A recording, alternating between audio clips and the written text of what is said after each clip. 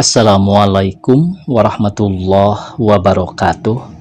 Pamiarsa dina dangat ayeuna urang neraskeun hanca dongeng mulangkeun kanyeri bagian ka-18. Ieu anu nganggitna nyaeta Bapak Wahyu Adam. Sumangga supados teu nyangkolong teuing kana waktos wilujeng ngadangukeun. Tapi omat ulah lepat harotos sumawonten dugi ka Bandung mah abdi mah ngan sakadar hoyong terang bae numawi naros kitu soteh. Mas Sumarta nu calikna sareng istrina pangpayuna mayunan tamu silih reret jeung istrina nya kitu deui makna nyerapiah ngareret ka Mang Marhani. Sadayana jarempe teu aya nu nyanggem saurang-urang acan nepi ka tamu-tamu oge ting haruleng naraos aneh sareng heran kana eta patarosan sajongjongan mah sadayana jarempe lir gaang katincak. Teu antawis lami sepuh nu calikna di juru ka kuping dedeheman.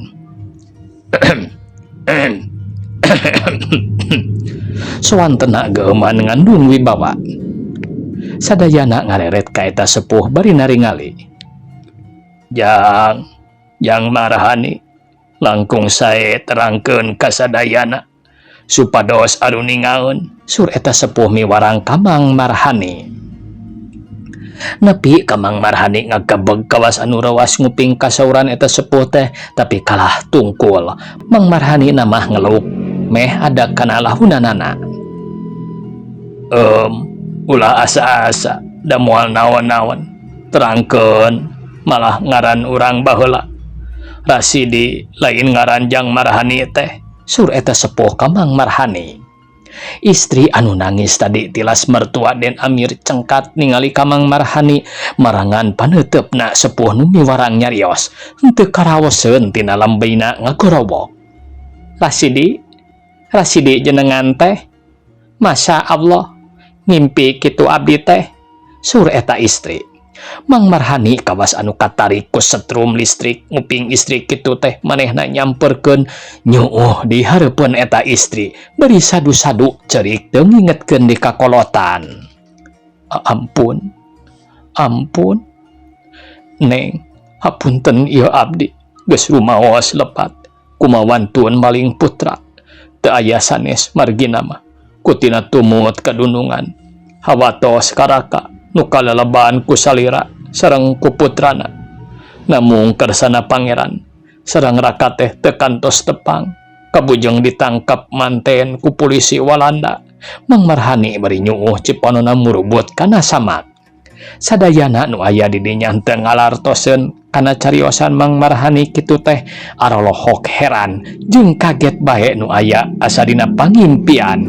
Ngan sepuh teh bae jigana anu tenang teh maawit jeung Eyang Den Amir oge kawas-kawas nu teu genah cicing.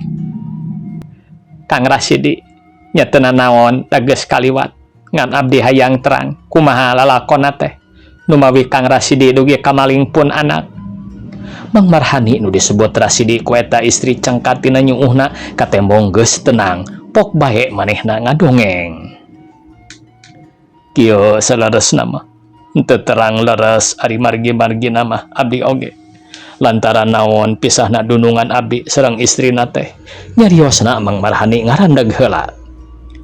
Mung dunungan kawas anu kacida pisan aboteun ka istrina waktos mirakna teh malih istri dunungan teh Neng teh harita nuju bobot sanes. Nya Kang abdi pegat sareng Kang Soleh teh nuju ngandung ku Nyai. Istri nu nangis teh nyambung heula ngawalarepan nya Mang Marhani. Tah Den Soleh teh damelna siang wengi teu aya deui ngan ngemut-ngemut Neng. Malih teu sirikna maling-maling abdi sok ngintun serat oge tapi ti Neng tara kengeng walaran.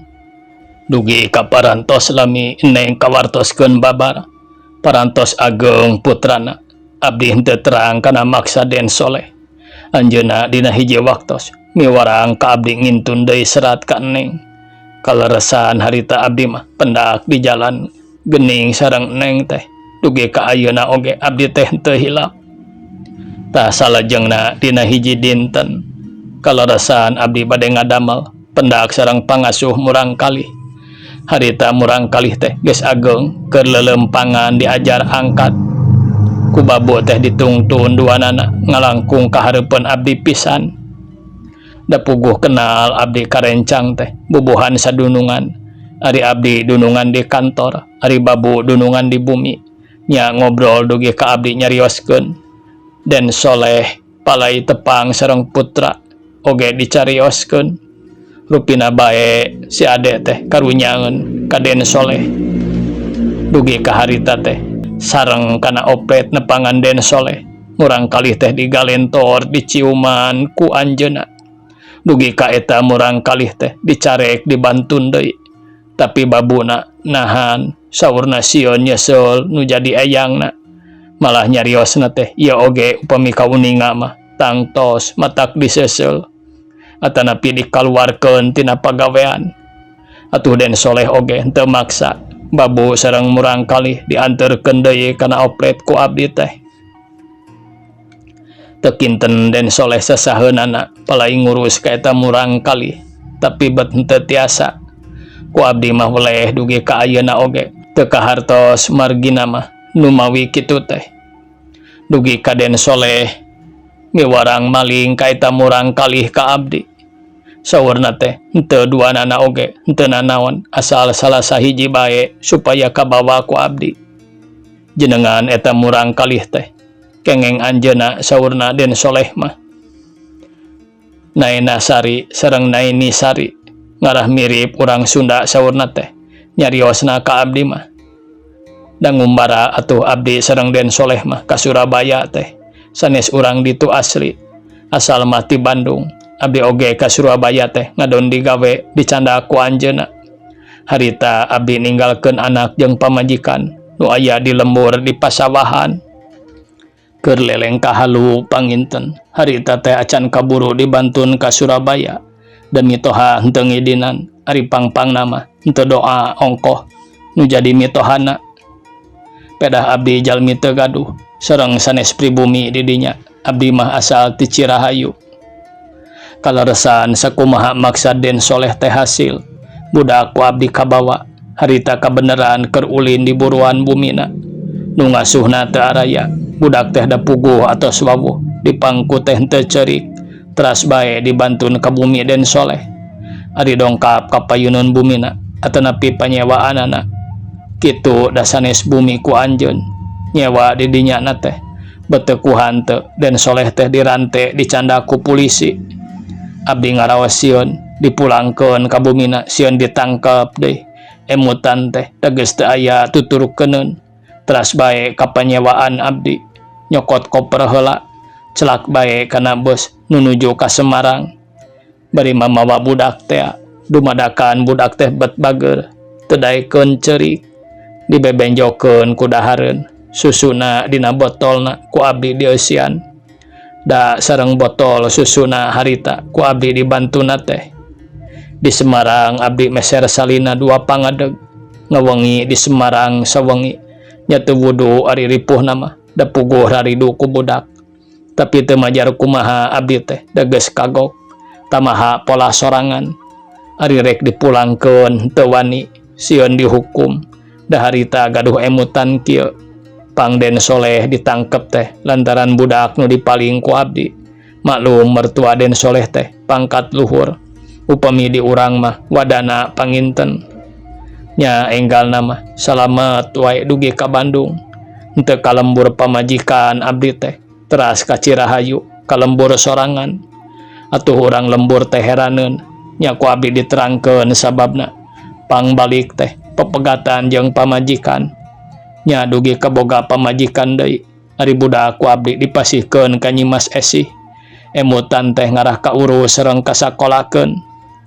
Ari anak sorangan mah henteu kateang plengles bae teu kainget-inget.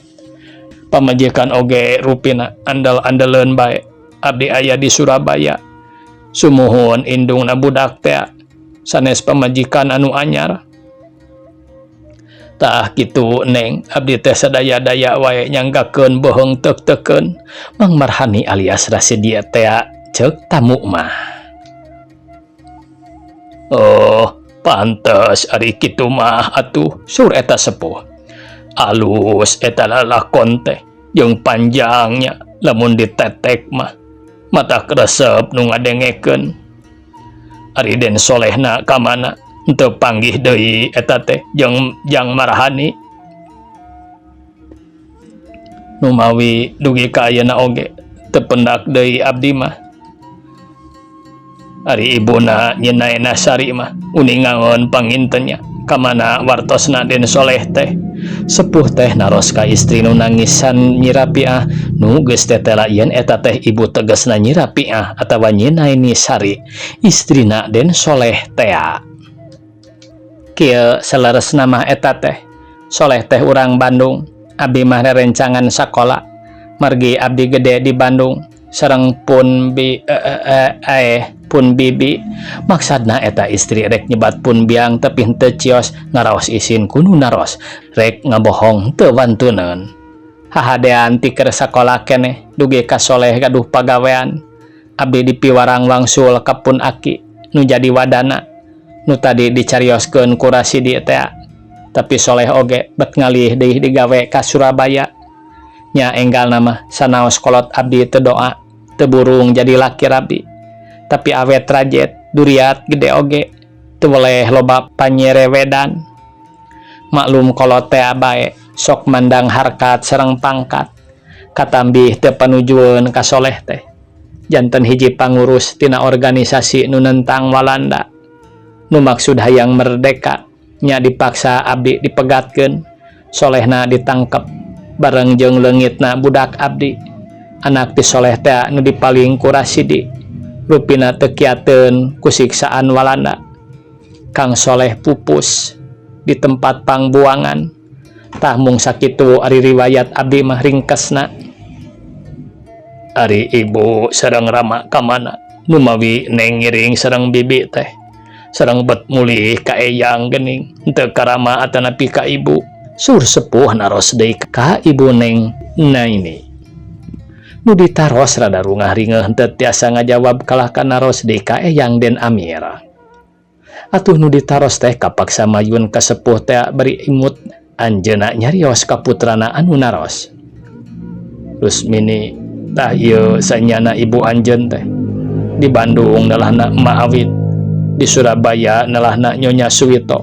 Tah nu eta teh Rama tegas anjeun Kang Mas Suwito. Nu disebat Rusmini ngarangkul ka Ma Awit teu nyangka eta teh ibuna teras munjungan ka sepuh teh ka Raden Suwito nu janten Ramana. Nyi Rapiah oge olohok teu nyangka Ma Awit teh sanyana bat eyangna ti ibuna sareng nu dipentaan tulung ku Den Amir oge sing horeng teh eyangna pamegat. Atuh ka Den Amir oge tunggal keneh saderek ngajodo ka dulur sabraina mindo. Rama Den Amir munjungan ka Ma Awit sareng ka Pa Suwito sasatna mah karaka mertua kadinya teh.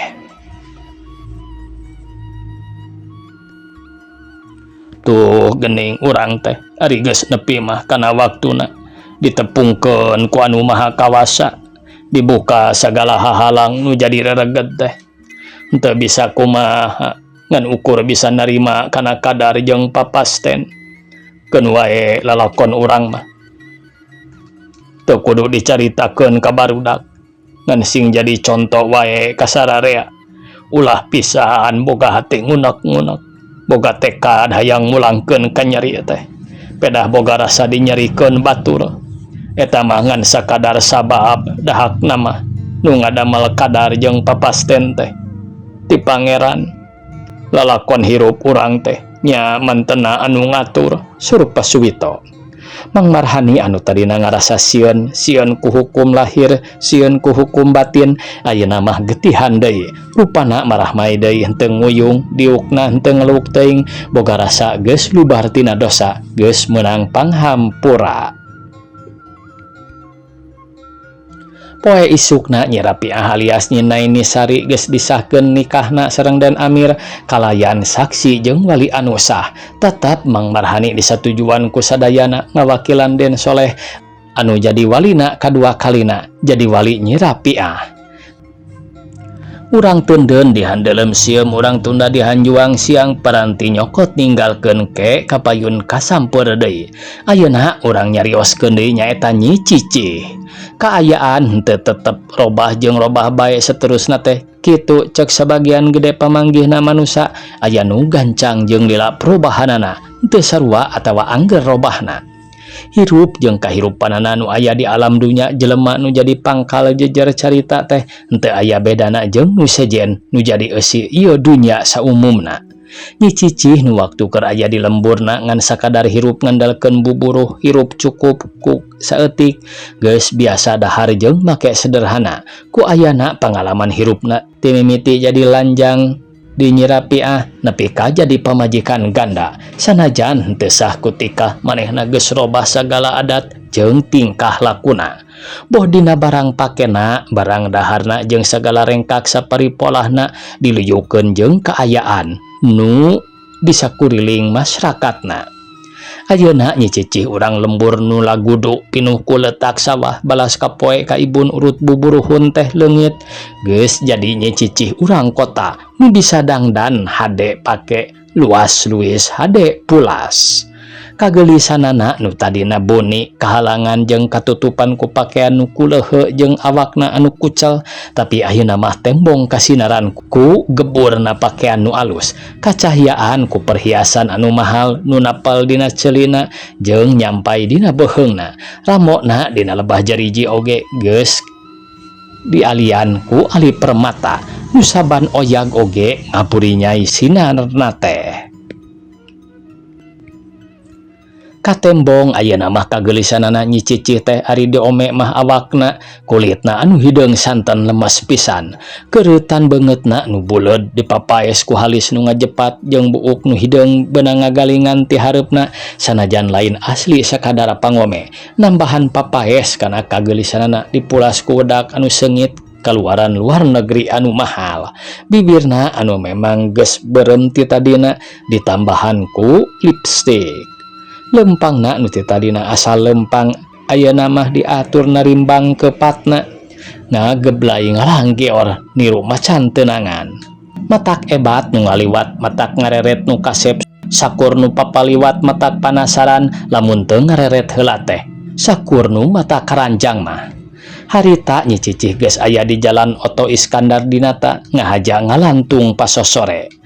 Benang make baju brokat tina wol pulas bulau langit di samping batik tulis Meyer di selopna selop jengke bari ngajingjing loket model ayeuna estu mata kresep nu ningali saban ngalengkah mata kresep nu ningali saban ngalengkah mata deung-deleueun nu panasaran ningali imbit nu dempok cek barudak nu buraong teh mah meuni siga keplok cendol.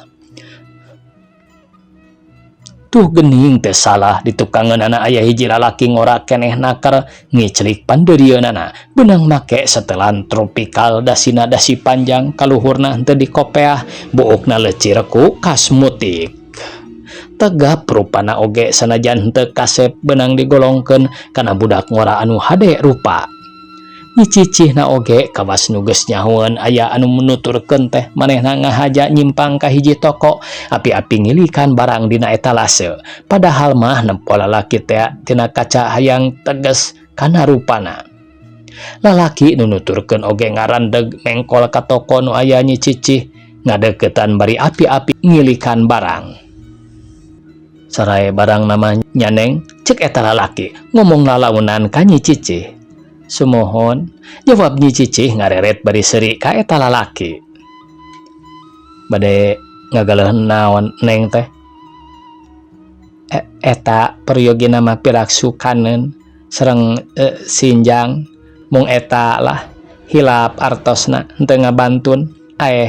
Kirang keneh ketah artosna ceuk Nyi Cicih ka eta lalaki pinuh ku lelewa bari ngamaenkeun panonna nurutan urut dununganana Nyi Rafiah. Oh, mangga wae atuh ari palai mah sugan wae akang tiasa mangnambihankeun. Nyi Cicih hatena bungaheun tapi pura-pura henteu ngadenge kana panawaran lalaki teh manehna jongjon bae neuteup kana samping nu aya di jero etalase. Nu mana anu dipika palai teh? Ceuk eta lalaki nanya deui ka Nyi Cicih. Eta anu mirahna gening parantos aya bandrolna nu seratan Sidomukti. Lalaki teh saliwatan oge ka tembong rada ngagebeg sabab nu dituduhkeun ku Nyi Cicih teh lain samping harga murah, bandrolna RM5 mungseg dibandingkeun jeung beas mah harga samping sakitu teh harga alam harita mah aya 2 kuintaleun beas. Tapi eta lalaki henteu nembongkeun kalebar, pok bae manehna nyarita deui. Sawios atuh ku akang dipangartosankeun ari sinjang nama. Nuhun atuh ari lares mah, ceuk Nyi Cicih bari nya kaleungeun eta lalaki. Nuda ku eta lalaki teh karasa aya setrum nu naek kana jantungna ratug dagdigdug, otomatis leungeun teh ditarik dibawa ka jero toko. Sampingna geus diduitan dibungkus buni sanajan eta samping geus didusan, tapi Nyi Cicih lebah pantong ngarandag heula. Lah hanjakal acukna, upami aya mah artosna, ceuk Nyi Cicih nyaritana teu diteruskeun. Si lalaki ngarti kana maksud Nyi Cicih hayangeun keneh balanja bajuna, kapaksa manehna ngelehan.